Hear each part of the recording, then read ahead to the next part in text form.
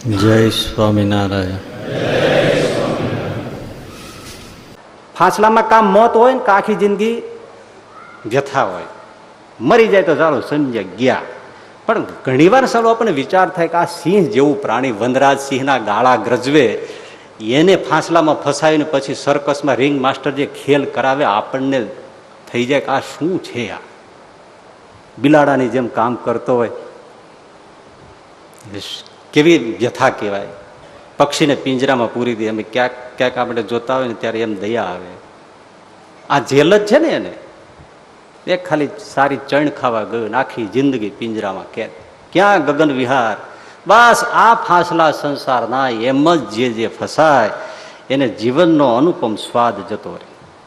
આ દુઃખને દુઃખ માનતા નથી એટલે સ્વાદ છે, હકીકતમાં તો ભયંકર દુઃખ છે. ફાંસલો સમજાય તો ભગવાનથી દૂર લઈ જવા છે, માયાને ભગવાનથી દૂર લઈ જવા છે, એટલે આ બધું કારસ્તાન છે. પણ જીવ સમજતા નથી, આ મોટી વ્યથા છે. એટલે તો આમ છોકરો મોટો થાય ત્યારે મા બાપને કેવો હરખ હોય, અને કેવા લાડે કોડે પછી લગ્ન પત્રિકાઓ, કેટલો ખર્ચો, કેવી ધામધૂમ, કેવા પરણાવવા માટે ઉતાવળ, પછી ભલે પસ્તાય, ઉતાવળ કેવી. અને છોકરાએ ઉતાવળમાં કેટલા આમ લાખો રૂપિયાનો ખર્ચ કરે, ઘણા તો કરોડો ખર્ચી નાખે. અને એ શુગર કોટેડ સંસાર તમે જુઓ, સમૂહ સૂત્રો કેટલા દિવસ, એકનો અનુભવ. આમાં કોઈ બકાત નહીં. માયાનું જે કહ્યું ને સનાતન જ સ્વરૂપ છે.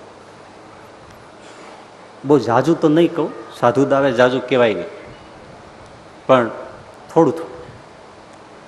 એ નવા નવા પરિણામ હોય ને પછી પેલા જમાડતા હોય, કોણ? એના પત્ની. આ બેઠો હોય, પાટલા ઢાળી દીધા હોય, રંગત પાટલા, હા, અને જાત જાતની વાનગી બનાવે, રોજ નવી નવી બનાવે. આવડતી ન હોય ને તો બુકમાંથી જોઈ જોઈને બનાવે. અને એ બાજુમાં બધું લઈ આગ્રહ કરી કરીને પીરસે. એક હાથે પીરસતા જાય, એક હાથે વીંજણો નાખે, ભલે શિયાળો હોય, પતિ ભક્તિ. એક હાથે આમ આગ્રહ કરી કરી પીરસે.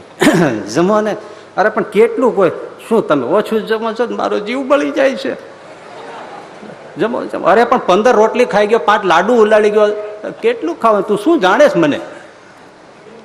પણ આગ્રહ કરી કરીને જમાડે, એક હાથે પંખો અને એક હાથે પીરસતા જાય. એમાં થાળીમાં કસ્તર દેખાય, તમે લઈ ફળિયામાં દૂર નાખ્યા.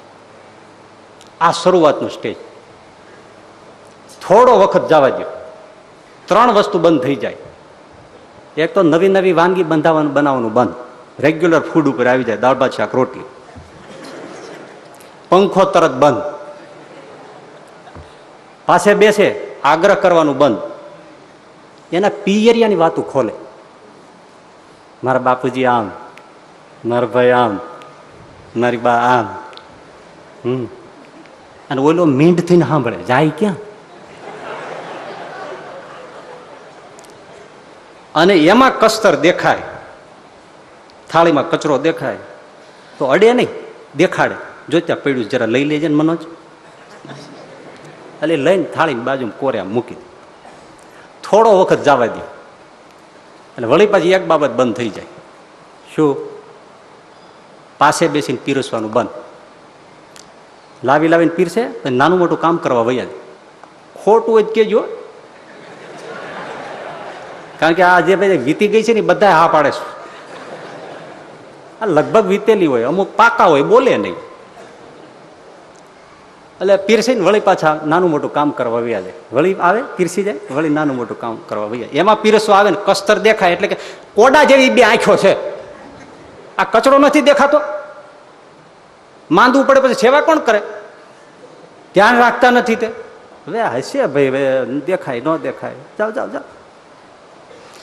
વળી થોડો વખત જવા દે, પીરસવાનું બંધ.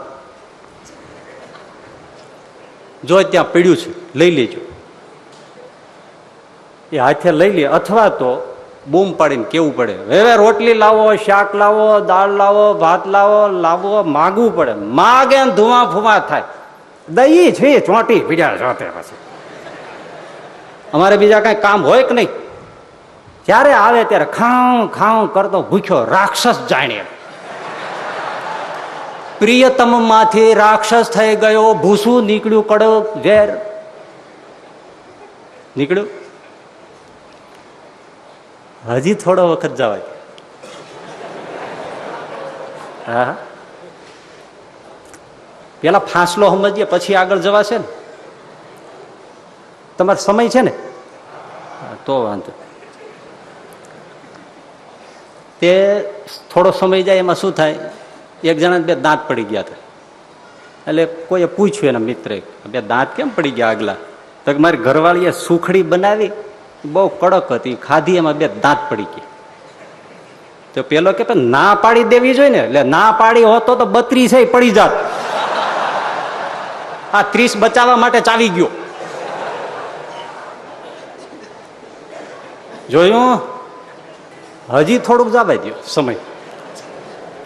પછી એ બે જણા પછી ક્યાંક દેવસ્થાન ને પછી ક્યાંક અશાંતિ થઈ ગઈ ઘરમાં, એટલે પછી દેવસ્થાને નીકળ્યો. બાકી તો બધાય કે આમ કાશ્મીર જવું છે, પછી શિમલા જવું છે, એટલે સ્વિટ્ઝરલેન્ડ જવું છે, હપ્તા ભરી ભરીને જવું છે. અને પછી આવું બધું ગોટે ચડે ને પછી દેવ મંદિરો ગોતે. શીતળાઈ માતાથી શામળા ઠાકોરજી સુધી દોડે, પણ ઓલો જોયા કરે બધું, બેટો ફસાયો છે. એટલે પછી તો દેવસ્થાનોમાં ફરતા હોય. એમાં એક જગ્યાએ ગયા, ત્યાં એક કૂવો હતો. ત્યાં લખ્યું હતું, અહીંયા તમે કોઈ પણ માનતા માનો એ તત્કાળ ફળે છે. એટલે પુરુષે 1 રૂપિયાનો સિક્કો નાખવાનો.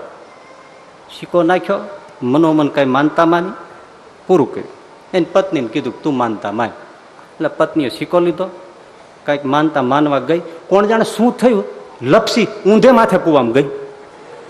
અને ઓલો પતિ બોલ્યો, ઓહો હો હો, માનતા આટલી જલ્દી ફળે એ પહેલી વાર જોયું.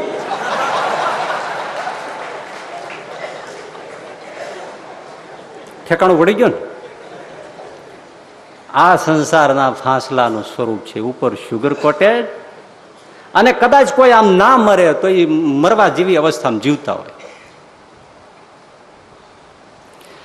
એટલે કેવું છે તમને આમ કહું, હજી આ ટેબલ ફેન જોયા છે ને તમે,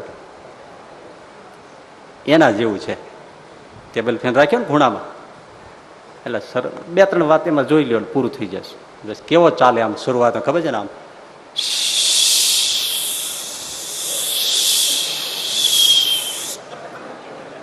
પછી થોડો વખત જાય ને ચાલુ કરો ને શું કરે ખબર,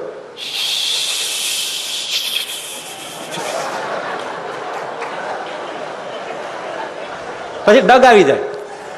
વળી થોડો વખત જાય ને એટલે પછી જો શું થાય,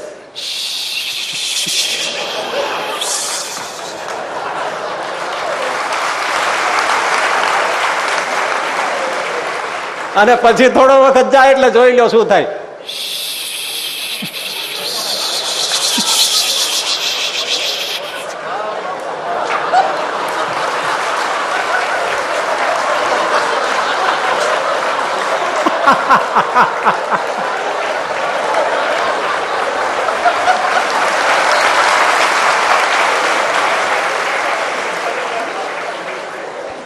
લ્યો આમાં વન્સ મોર આવી.